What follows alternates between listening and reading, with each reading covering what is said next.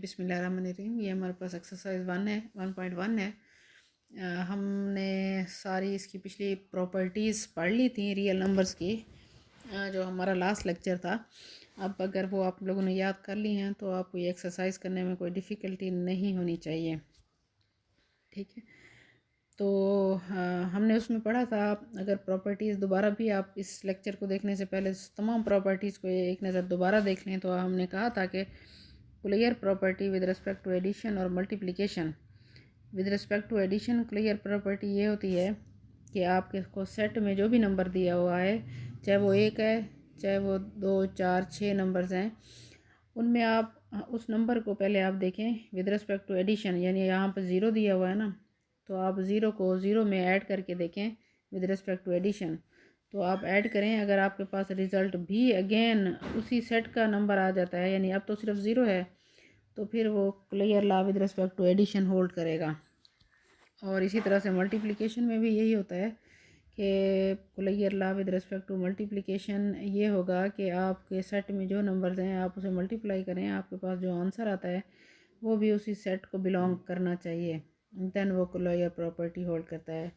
यहाँ हमारे पास सिर्फ एक नंबर ही था ज़ीरो, हमने ज़ीरो को विद रिस्पेक्ट टू एडिशन भी देख लिया। तो अगर आप ये टेबल बना सकते हैं तो टेबल बना लें, वरना इतना भी काफ़ी है। ये जो ये लिखा हुआ है टेबल बनाएं तो ये यही होगा कि आप वही जो नंबर्स हैं वो लिख लें। आप विद रिस्पेक्ट टू एडिशन देखें, ज़ीरो को ज़ीरो में ऐड करें तो ये रिज़ल्ट आया हुआ है ज़ीरो। इसी तरह ज़ीरो को ज़ीरो से मल्टीप्लाई करें तो ये रिज़ल्ट आया हुआ है ज़ीरो। तो वैसे इतना भी लिख दें, ये भी इनफ है।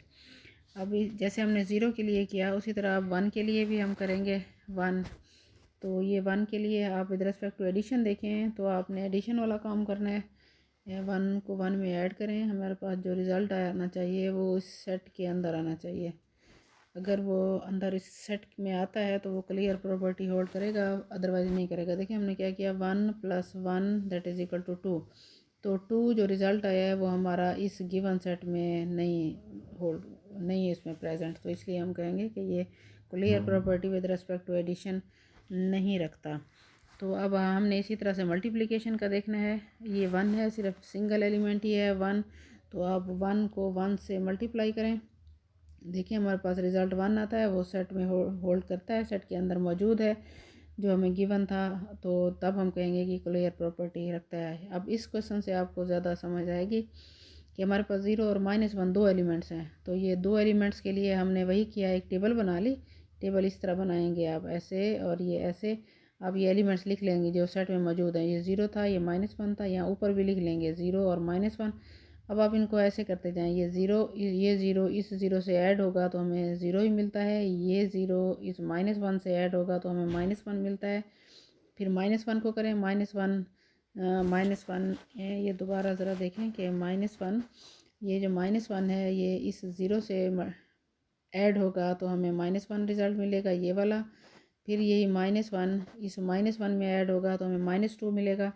ये रिज़ल्ट्स लिखे हुए हैं। आप अगर नहीं बनाना चाहते, आपको नहीं समझ आ रही तो ना बनाएं, आप सिर्फ ये देख लें 0 + 0 ऐड करें तो 0 आएगा। तो वो ज़ीरो इस सेट के अंदर है जो हमें गिवन सेट है ये। इसी तरह से 0 और -1 को देखें तो -1 है, वो इस सेट में मौजूद है। -1 को अब 0 के साथ ऐड करें तो -1 है, वो भी इस सेट में मौजूद है। और -1 और -1 आपस में उनको ऐड करें तो -2, लेकिन -2 इस सेट में मौजूद नहीं है। यही हमने देखना था। वहाँ अभी आपको एक एलिमेंट मिला हुआ था तो आपने एक के साथ ही किया। अब दो एलिमेंट है तो आपने सब के साथ उसे करना है, यानी 0 को 0 के साथ भी देखना है, 0 को -1 के साथ भी देखना है, -1 को 0 के साथ भी देखना है, और -1 को -1 के साथ भी देखना है। अगर एडिशन के रिस्पेक्ट देख रहे हैं तो ऐड करके देखेंगे, अगर मल्टीप्लिकेशन के रिस्पेक्ट देखेंगे तो ये यहाँ मल्टीप्लाई किया हुआ है। ये हमारे रिजल्ट्स लिखे हुए हैं, ये आप देखते जाएंगे। तो कोई एक प्रॉपर्टी भी होल्ड नहीं करता, आपको पता चल जाए कोई एक प्रॉपर्टी भी कि वो किसी एलिमेंट के साथ हो सकता है। आप जब चेक करने लगें तो आप -1 को -1 के साथ सबसे पहले देख लें, तो वो आपके पास जैसे इसमें था हमारा, तो -1 और -1 आपके जहन में आया, पहले मैं -1 को देख लूँ तो ये आपके पास -2 पहले ही आपको पता चल जाता है कि वो -2 आ गया, अब इस सेट के अंदर नहीं है, तो आपका क्वेश्चन यहीं पे ही ख़त्म हो जाएगा।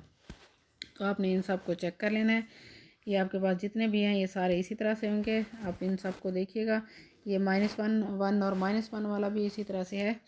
और फिर हमारे पास क्वेश्चन नंबर 2 आता है, name the properties use in the following. अब आपने प्रॉपर्टीज़ सारी की हुई हैं, आप इन प्रॉपर्टीज़ को यूज़ करते जाएं।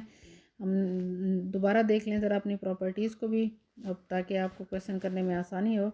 तो ये प्रॉपर्टीज़ हैं, देखें पहले हमने देखा था पिछले लेक्चर में कि कमोटेटिव प्रॉपर्टी क्या होती है। ये देखिए, एक रिस्पेक्ट टू एडिशन थी, ये ऐसी प्रॉपर्टी होती है, चाहे हम 4 को 9 पे के साथ ऐड करें, चाहे 9 को 4 के साथ ऐड करें, आपके पास रिज़ल्ट एक ही आता है, आ जाए, इक्वलिटी हो, तो इसका मतलब है ये commutative property with respect to addition है।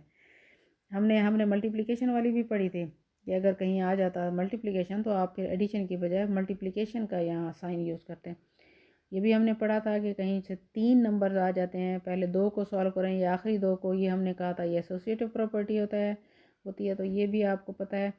अच्छा, नेक्स्ट हमने ये देखा था कि ये जब ये हमारे पास है, ये फिर वही 3 नंबर्स आ गए, यही प्रॉपर्टी है एसोसिएटिव ही। फिर हमने कहा था एडिटिव आइडेंटिटी कौन सी होती है, आप दोबारा ज़रा उन्हें रिवाइज़ करेंगे तो हमने कहा था ज़ीरो एडिटिव आइडेंटिटी होती है। किसी एलिमेंट में हम ऐसा नंबर ज़ीरो ऐड कर देते हैं जो हमें फिर वही का वही रिज़ल्ट देता है, तो इसे एडिटिव प्रॉपर्टी कहा था। मल्टीप्लिकेटिव आइडेंटिटी कौन सी होती है, हमने कहा था कोई ऐसा नंबर हमें पता चल जाए जो किसी बड़े नंबर के साथ हम इतने बड़े के साथ मल्टीप्लाई करें, हमें आंसर वही का वही मिले, तो वो मल्टीप्लिकेटिव आइडेंटिटी हो जाती है। इन्वर्स कैसा होता है, इन्वर्स यही होता है, यह जो 4 है उसका इन्वर्स -4, कोई हमें ऐसा नंबर दिया हुआ है जिससे हमें फिर ज़ीरो मिल गया, रिजल्ट आइडेंटिटी मिल गया, यानी एडिटिव आइडेंटिटी मिल जाए तो इसे हम कहते हैं एडिटिव इन्वर्स होगा, यानी वो यूज़ किया हुआ है इसके अंदर। अच्छा, ये भी हमारे पास वही एडिटिव इन्वर्स ही यूज़ किया हुआ है, ठीक है। ये कम्यूटेटिव प्रॉपर्टी है, जैसे हमने कम्यूटेटिव प्रॉपर्टी पढ़ी थी एडिशन की, ये जो है ना हमारे पास ये कम्यूटेटिव प्रॉपर्टी एडिशन की थी, ये मैं आपको हाईलाइट कर रही हूँ, कम्यूटेटिव प्रॉपर्टी एडिशन की, और ये कम्यूटेटिव प्रॉपर्टी मल्टीप्लिकेटिव की, एक ही बात है, लेकिन वहाँ मल्टीप्लाई हो रहा है यहाँ पे और वहाँ पे ऐड हो रहा था। अच्छा, फिर हमारे पास लेफ्ट डिस्ट्रीब्यूटिव प्रॉपर्टी है कि देखें लेफ़्ट से हम किसी एलिमेंट को मल्टीप्लाई कर रहे हैं, तो मल्टीप्लाई ये चीज़ें तो आप जानते ही हैं, हमेशा मैथ्स में यूज़ भी करते हैं। अब इनकी प्रॉपर्टीज़ बता रहे हैं कि है क्या चीज़। तो ये भी हमारे पास, अब ये वाली राइट से हम किसी एलिमेंट को देखें, ये राइट पे हम मल्टीप्लाई कर रहे हैं, यहाँ लेफ़्ट से कर रहे हैं तो लेफ़्ट डिस्ट्रीब्यूटिव प्रॉपर्टी का, ये राइट डिस्ट्रीब्यूटिव प्रॉपर्टी का। अब जैसे हमने वहाँ कहा था कि 3 एलिमेंट्स अगर हम ऐसे मल्टीप्लाई करें या ऐसे करें, आखिरी 2 को पहले कर लें या पहले 2 को पहले करके फिर तीसरे के साथ करें, तो ये मल्टीप्लिकेशन की का एसोसिएटिव लॉ हो गया। ये देखें यहाँ हमने एडिशन का एसोसिएटिव 3 एलिमेंट्स हैं, ए है, 1 है, 3/4 है, और 3 एलिमेंट्स, ये भी 3 एलिमेंट्स हैं यहाँ भी 4, 5, 8, तो इनको जिस तरह भी मल्टीप्लाई करें आपके पास आंसर दोनों का इक्वल होगा। लेफ़्ट डिस्ट्रीब्यूटिव, ये नेक्स्ट हमारी लेफ़्ट डिस्ट्रीब्यूटिव है, देखें लेफ़्ट से हम ये सबको अंदर मल्टीप्लाई करके डिस्ट्रीब्यूट करते जा रहे हैं, ए इंटू बी, ए इंटू सी, फिर ए इंटू डी, ये हमारे पास। अब इनके नाम आपने बताते जाने हैं कि हमने इसमें कौन कौन सी प्रॉपर्टी यूज़ की है। ये हमारे पास हो गया जी क्वेश्चन नंबर 2। नेक्स्ट हमारे पास क्वेश्चन नंबर 3 है, जो हमने इनइक्वालिटीज़ पढ़ी थी वो प्रॉपर्टीज़ अब यहाँ पे यूज़ कर रहे हैं। वो प्रॉपर्टीज़ क्या हैं हमारे पास, देखें ये आप प्रॉपर्टीज़ ज़रा दोबारा भी देख लीजिएगा करने से पहले। तो ये हमारे पास देखें कि ये आया जी -3 लेस दैन 2, -2, तो यहाँ से हम ये कहते हैं वो हमें कैसे देगा, 0 लेस दैन 1 यहाँ से कैसे आया, इस स्टेटमेंट से ये कैसे आया। तो यही आप सोचेंगे थोड़ा कि अब -3 ज़ीरो कैसे बना होगा, तो इसका मतलब है हमने -3 में +3 ऐड किया होगा जिससे वो ज़ीरो हो गया होगा। तो हमने अगर इस साइड पे +3 ऐड किया इस साइड पे, तो हमें इस साइड पे भी करना पड़ेगा। तो -2 वाली में जब हम +3 करेंगे तो वहाँ से हमारे पास 1 रह जाएगा, तो इधर लेफ़्ट साइड पे हमारे पास 0 आएगा, राइट साइड पे 1 आ जाएगा। हमने किया क्या, एडिशन की किसी चीज़ की, तो इसे कहेंगे हमने एडिटिव प्रॉपर्टी यूज़ की। नेक्स्ट देखेंगे कि -5 लेस देन -4 है, तो ये 20 बन गया, वहाँ -5 था, यहाँ 20 बन गया और वो ग्रेटर भी हो गया। तो यहाँ कौन सी प्रॉपर्टी यूज़ हुई है, यहाँ हमारे पास इस क्वेश्चन में हमने देखें ये था हमारे पास यूँ -5। अब आप सोचेंगे कि -5 20 कैसे बना होगा, तो इसका मतलब है किसी माइनस के नंबर से मल्टीप्लाई किया होगा तो प्लस बन गया होगा। तो आपको पता चल गया होगा कि यहाँ से हमने 4 से -4 से मल्टीप्लाई किया, तो यूज़ तो मल्टीप्लिकेटिव प्रॉपर्टी की। क्या करेंगे, इस तरफ -5 वाली तरफ हमने -4 किया, तो हमने -4 वाली तरफ भी हम -4 से मल्टीप्लाई करेंगे तो फिर 16 होगा। अच्छा, ये भी याद रखिएगा जब हम किसी माइनस के नंबर से मल्टीप्लाई कर देते हैं तो ये इनइक्वालिटी जो है ना वो चेंज हो जाती है। ये भी हमने कल पढ़ा था प्रॉपर्टीज़ में तो हमने यहाँ -4 से जब मल्टीप्लाई किया तो ये लेस देन वाला जो है ना, ये साइन ये चेंज हो जाएगा जब माइनस से मल्टीप्लाई किया करें। याद रखें जब माइनस से मल्टीप्लाई किया करेंगे तो ये इनइक्वालिटी चेंज हो जाएगी, जो लेस था वो ग्रेटर हो जाएगा, जब अगर ग्रेटर होता तो वो लेस हो जाता। ये मल्टीप्लिकेटिव प्रॉपर्टी में होता है। अच्छा, अब 1 -1 है यहाँ पे, 1 ग्रेटर देन -1 है। अब यही 1 -3 बन गया, कैसे बना होगा? तो हमने कोई माइनस वाला एलिमेंट इसके अंदर ऐड किया होगा, यानी यूँ समझे कि -4 हमने दोनों साइडों पे ऐड कर दिया, -4 दोनों साइडों पे, -4 दोनों साइडों पे। तो यहाँ इस साइड पे लेफ़्ट साइड पे 1 -4 और राइट साइड पे -1 -4। तो इसे सिंप्लीफाई करेंगे जब तो वो -3 ग्रेटर देन -5 है। मल्टीप्लाई करने से इनइक्वालिटी चेंज होती है, ऐड सब्ट्रैक्ट करने से इनइक्वालिटी चेंज नहीं होगी जैसे हमने पीछे किया था। अब यहाँ भी आप शायद ये सोचें कि हमने -4 दोनों साइडों पे जो किया तो यहाँ इनइक्वालिटी चेंज क्यों नहीं हुई, ऊपर तो हुई थी सिर्फ मल्टीप्लिकेशन करने से। अच्छा, नेक्स्ट हमारे पास है ए लेस देन 0 है तो माइनस ए ग्रेटर देन 0 हो गया। अब इसका मतलब है किसी माइनस के नंबर से इनइक्वालिटी पहले आप देखिए ना चेंज हो गई, ये लेस था यहाँ ग्रेटर हो गई। तो हमने क्या किया होगा, किसी माइनस के नंबर से मल्टीप्लाई किया होगा, ए माइनस ए बन गया, इसका मतलब है हमने आपने -1 से ही मल्टीप्लाई किया होगा। तो अब दोनों साइडों पे -1 से मल्टीप्लाई करते हैं तो 0 पे कोई फ़र्क नहीं पड़ेगा, तो वो वैसे का वैसे रहेगा, तो वो इनइक्वालिटी चेंज हो जाएगी। अच्छा, नेक्स्ट हमारे पास 1/a ग्रेटर देन b है, तो यहाँ 1/a और 1/b कभी भी नंबर अगर ऐसे होते हैं जैसे कि हमारे पास ए अकेला था, अब यहाँ 1/a आ गया है, यानी 1 पे हम डिवाइड कर रहे हैं, तब भी हमारे पास ये इनइक्वालिटी चेंज हो जाएगी, ये भी मल्टीप्लिकेटिव प्रॉपर्टी होगी।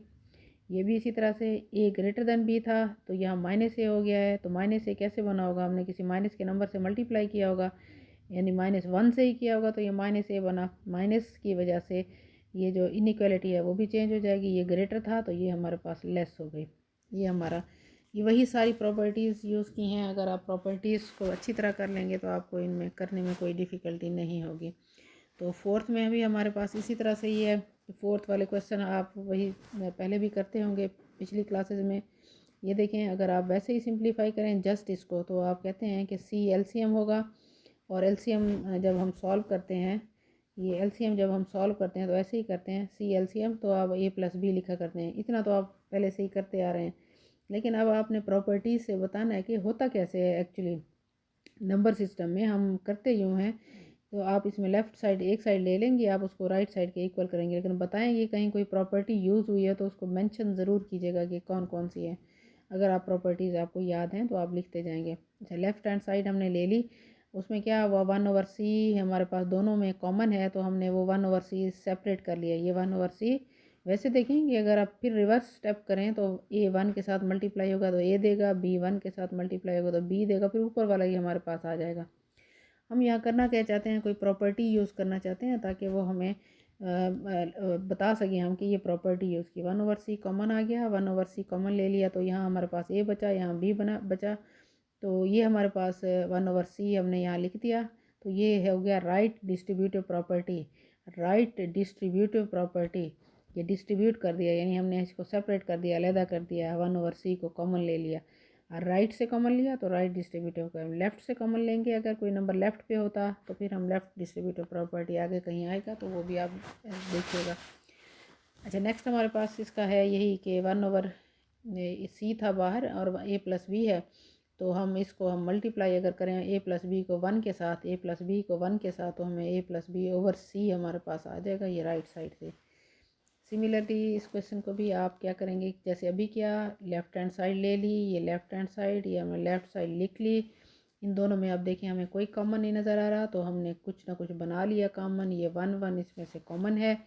अब a/b है, तो हमने ये जो है ना इसमें d मतलब हमारे पास देखें कि यहाँ a b c d था, तो हम इसको नीचे d लाने के लिए इसको देखें ना, यहाँ 1 था, हमने इसको d एंट्री कर दी d की, लेकिन वो समझेंगे यूँ कैंसिल हो रहा है आपस में।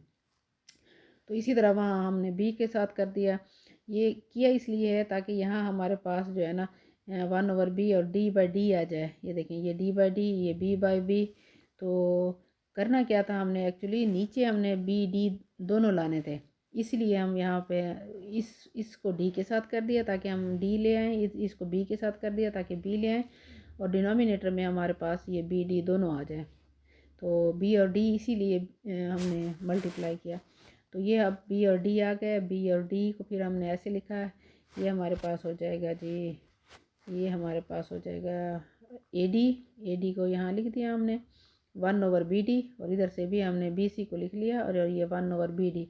तो ये BD कॉमन ले लिया। फिर कॉमन लेने से ये हमारे पास LCM समझे लिया, या यूँ समझे जैसे हमने ऊपर कहा था कि A + B 1 से मल्टीप्लाई हो रहा है, तो ये AD BC भी 1 से अब मल्टीप्लाई होकर हमें ये रिज़ल्ट देगा जो हमारी राइट साइड बन जाती है। ठीक है ये भी।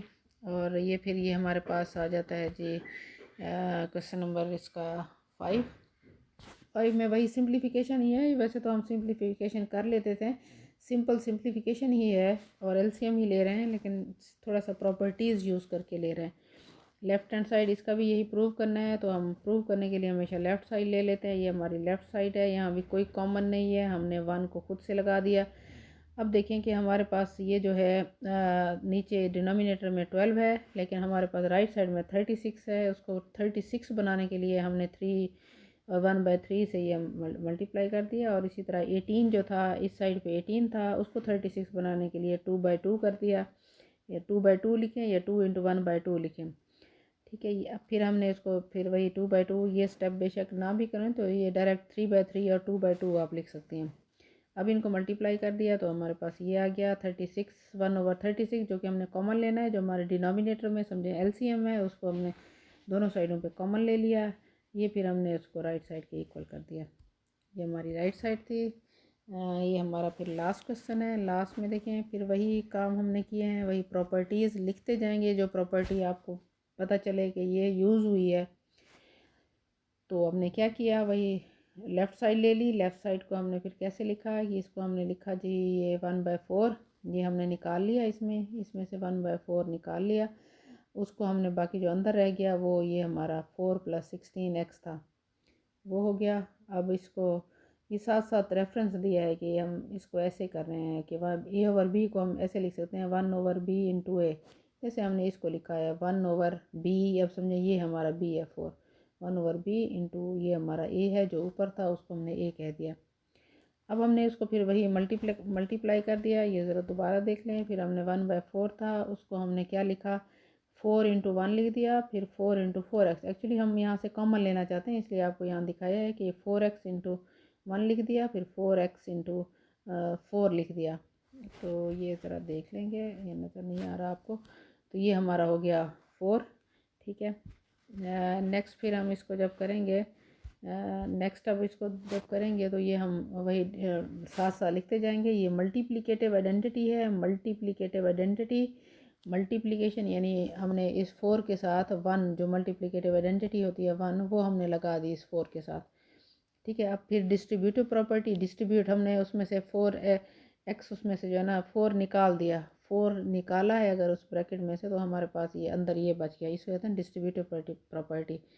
अब हमने उसको फिर वही 4/4 कर दिया, तो ये मल्टीप्लिकेटिव इन्वर्स हो गया। यानी कौन कौन, ज़रा दोबारा देखें, ये हमारे पास ये और ये वाले ये 2 नंबर्स, ये मल्टीप्लिकेटिव इन्वर्स क्या था, 4 अगर है उसको हम कैंसिल करने के लिए 1/4 होना चाहिए, जो कि हमें फिर आइडेंटिटी दे। तो ये हमारी फिर वही आइडेंटिटी आ गई। वो आइडेंटिटी मल्टीप्लिकेशन की आइडेंटिटी 1 होती है, तो हमने वो 1 लगा दिया। ये हमारे पास राइट साइड आ गई। सिमिलरली इसको भी हम नेक्स्ट क्वेश्चन को भी इसी तरह करेंगे। ये थोड़ा सा वो होगा कि आपके लिए ये समझें कि जो एक क्वेश्चन हमारा ये दिया हुआ है ऊपर, एक क्वेश्चन हमारा उसी तरह नीचे हो गया, इसलिए थोड़ा सा लेंथी हो जाएगा। काम आपने वही करना है जो ऊपर किया था आपने। ये देखें कि ये हमने वही 1/4 ले लिया, फिर 1/5 ले लिया, तो ये हमारे पास 1/4 और फिर 1/5 हमने इसको लिख दिया। ये जो 5 × 1/5, तो इसको भी हमने फिर इसी तरह से लिखा कि 1/5 4 × 1/4। तो इनको हमने इसलिए किया कि हम एक्चुअली इसको सिंप्लीफाई करके हम राइट साइड के इक्वल इसको लाना चाहते हैं। तो राइट साइड में हमारे पास जो मतलब इसको यूँ समझें कि सिंप्लीफाई करना चाहते हैं इसको। वैसे आप सिंप्लीफाई करना चाहें तो देखें, आपने छोटी क्लासेस में जैसे करते थे 4 और 5 है, तो इसका हम कहते हैं कि इसको 20 LCM हो जाएगा। इस तरह नीचे भी इसका 20 LCM हो जाएगा, फिर हम इसको सॉल्व करते हैं। लेकिन हम ये चाह रहे हैं कि LCM सेम कर दें, एलसीएम सेम करने के लिए लेकिन हम ये सारा काम कर रहे हैं। जब एलसीएम सेम कैसे होगा कि जब हमारे पास यहाँ 4 वाली जो टर्म है हमारे पास इधर 5 आ जाए और इधर 5 वाली जो टर्म है इधर हमारे पास 4 आ जाए।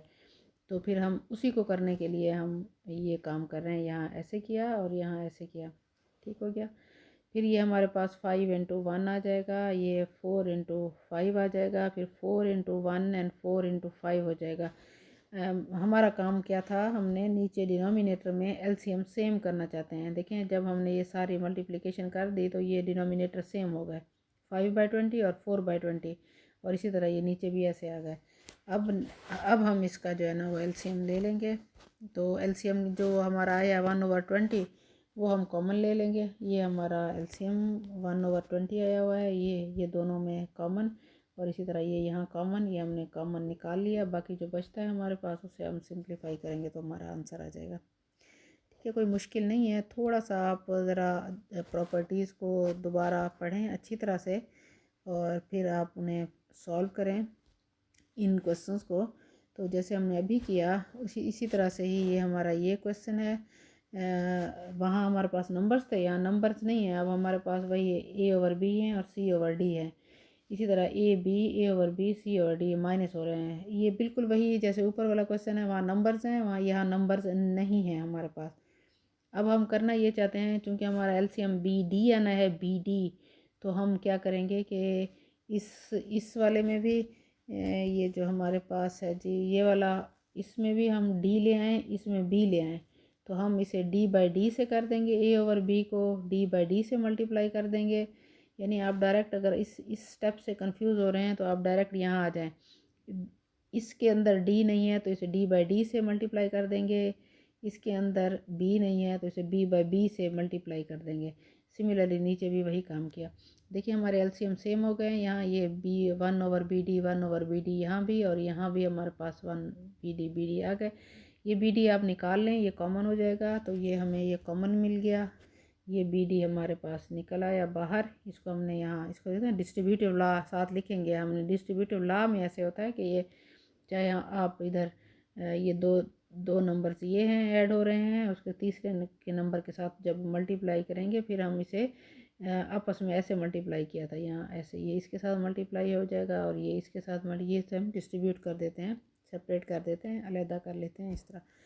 तो इसको हम फिर देखेंगे तो आप ये आपके पास वही हो जाएगा AD + BC और AD - BC।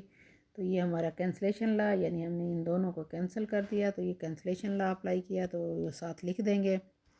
नेक्स्ट हमारे पास ये 1/A, देखें फिर वही काम हो गया कि हम इसका एलसीएम सेम करेंगे, डिनोमिनेटर को सेम करने की कोशिश करेंगे। इसमें A है, इसमें B है, इधर भी AB हो जाए और इधर भी AB हो जाए। तो हमें चाहिए कि हम इसके अंदर ये हमें ये होगा कि इसके अंदर B/B से मल्टीप्लाई करें, इसे A/A से मल्टीप्लाई करें। तो मल्टीप्लिकेशन वाली प्रॉपर्टी यूज़ करेंगे।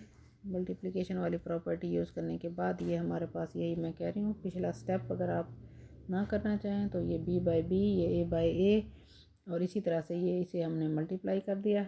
तो बाकी जो हमारे पास रह जाता है वो 1/B ये, फिर 1/B ये, फिर हम उस 1/B को कॉमन ले लेते हैं, जैसे पिछले क्वेश्चन में किया, लिख भी देते हैं कि ये डिस्ट्रीब्यूटिव प्रॉपर्टी है। तो फिर कैंसलेशन लॉ अप्लाई करके इसको कैंसिल कर देंगे। बाकी जो हमारे पास बचता है वो हमारा रिज़ल्ट होगा। ये एक्सरसाइज है, आई थिंक सो कि आपको कोई इसमें मसला नहीं होना चाहिए। अगर है भी सही तो आप व्हाट्सएप ग्रुप में फिर दोबारा मुझे मैसेज कीजिएगा, जो स्टेप नहीं आएगा फिर आपको बता दूँगी।